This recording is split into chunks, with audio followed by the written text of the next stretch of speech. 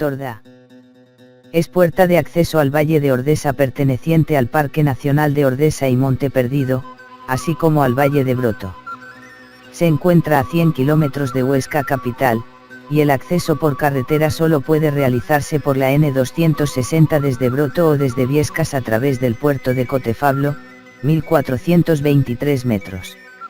Parte de su término municipal está ocupado por el Monumento Natural de los Glaciares Pirenaicos. Torla se encuentra en el valle glaciar del río Ara, después de la confluencia de los valles de Bujaruelo, donde nace el río Ara, y el Ordesa, río Arazas, suponiéndose que la lengua glaciar llegaba hasta Asín de Broto, con más de 30 kilómetros en total. El Ara pasa por ser el único río de cierta importancia de España que no está represado por la mano humana en todo el curso de 70 kilómetros hasta su confluencia con el río Cinca en Ainsa.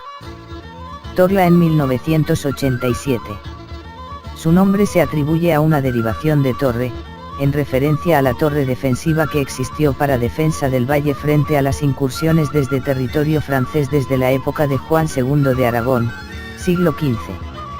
Esta fortaleza se supone construida donde hoy se encuentra la hermosa iglesia románica, sobre una gran roca que domina el valle y que la carretera actual atraviesa en túnel justo por debajo de la iglesia. Su primera mención escrita data del año 1076, si bien se da por seguro que debió existir una población previa incluso en época tardorromana. La historia de Torla ha quedado profundamente marcada por su condición fronteriza, bien como cañada de paso para ganaderías, citadas ya por Alfonso X el Sabio en el siglo XIII, como frontera, considerada como tal desde 1443, o durante los numerosos conflictos que enfrentaron Torla y el Valle de Broto al que pertenecía, con el valle vecino de Barejés, perteneciente al condado del Bigorre. A comienzos del verano de 1319 sufrió un terrible saqueo por parte de los invasores galos, lo que la llevó a mejorar notablemente sus fortificaciones, época en la que seguramente se levantaría los restos de la torre que conforman hoy la denominada cripta de San Jorge, entre las ruinas del castillo.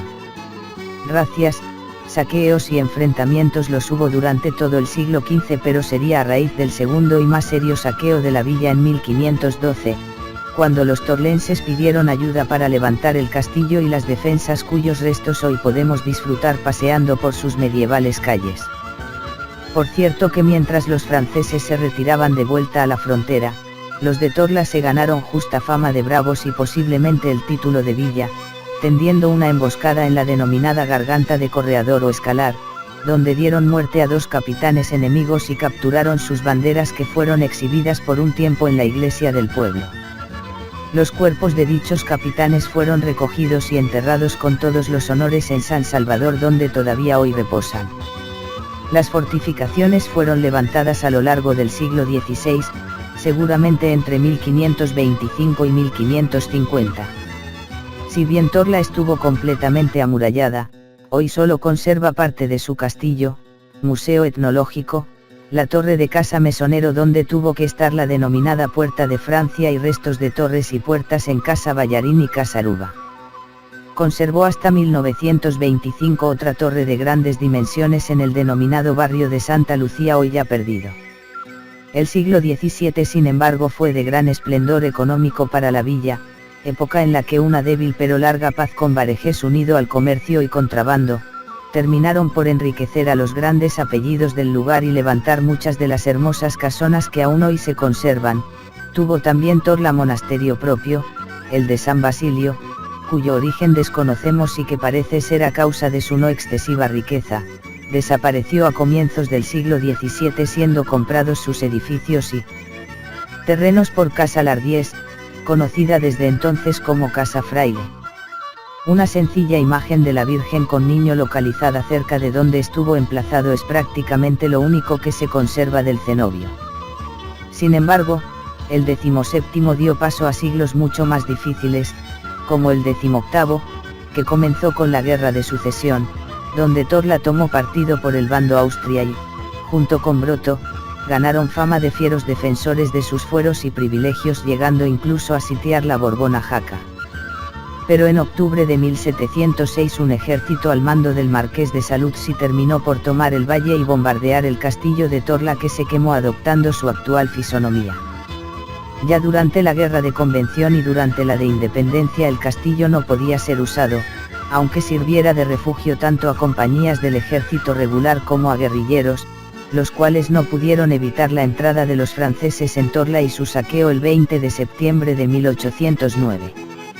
Un último reto para los torlenses fue la guerra civil, que no solo terminó socavando su ya no de por sí muy elevada población, sino quemando parte de su antiguo esplendor, si bien, en parte conservado, en parte restaurado, es hoy uno de los principales atractivos de la villa.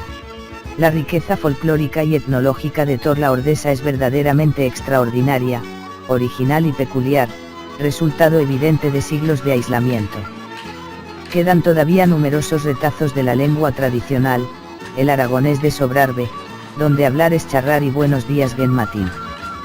Pero de todo lo conservado, sin duda los dos grandes motivos de orgullo para los torlenses son sus danzas tradicionales y el denominado carnaval. Cada 12 de octubre los mozos casaderos de Torla Ordesa, vestidos con los mantos tradicionales, ejecutan 3 tipos de danza. Prohibido durante la dictadura, el empeño de la juventud torlense de los años 80 a 90 consiguió recuperar su afamado carnaval. Para ello, el último domingo de febrero, el tenedor, cazador local, atrapa al carnaval, especie de demonio grotesco y burlón, y para demostrar su valía y recibir las alabanzas del pueblo, el tenedor lo pasea casa por casa ejecutando la ronda, en la que se cantan jotas y se da buena cuenta del vino rancio, rosquillas, buñuelos y empanadas de membrillo tradicionales de estas fechas. Finalmente tiene lugar el inigualable juicio al carnaval, en el que un juzgado formado por curas y monjes acusa al carnaval de todos los males acaecidos en el pueblo a lo largo del año, desde un brazo roto hasta los malos noviazgos. El juicio se realiza en fabla y ante las acusaciones de los jueces, el carnaval responde con contestaciones cargadas de gracia que provocan las risas e hilaridad de los espectadores. Finalmente condenado se mata al carnaval, hasta el año que viene. Prácticamente desconocidas para el público en general son nuestras procesiones. En ellas, el pueblo marcha en romería hasta las ermitas en cuestión y tras celebrar misa, se reparte torta bendecida, verdaderamente deliciosa, que según la tradición, proporciona al que la come aquello que se supone otorga el santo. Es una de las herencias mejor conservadas de Torla, dado que de las 4 procesiones que en tiempos existieron se conservan 3 y todavía hoy pueden visitarse las 4 ermitas perfectamente conservadas. El 8 de mayo se sube a San Miguel, antiguo pueblo desaparecido hacia 1740 y del que nos queda su iglesia, construida en 1620. En enero se hace lo propio en San Antón para rogarle por el ganado. En mayo se hace lo propio a Santa Elena, matrona de Torla, y cuya ermita, levantada a finales del siglo XVIII, fue en realidad una pardina que sirvió para guardar ganado o incluso proteger a resistentes, maquis o perseguidos por los nazis.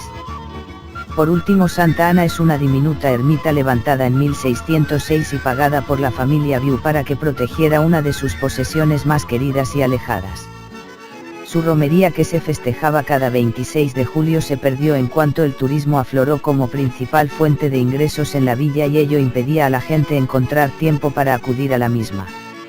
Y como siempre os digo, si podéis visitar este pueblo, quedaréis encantados.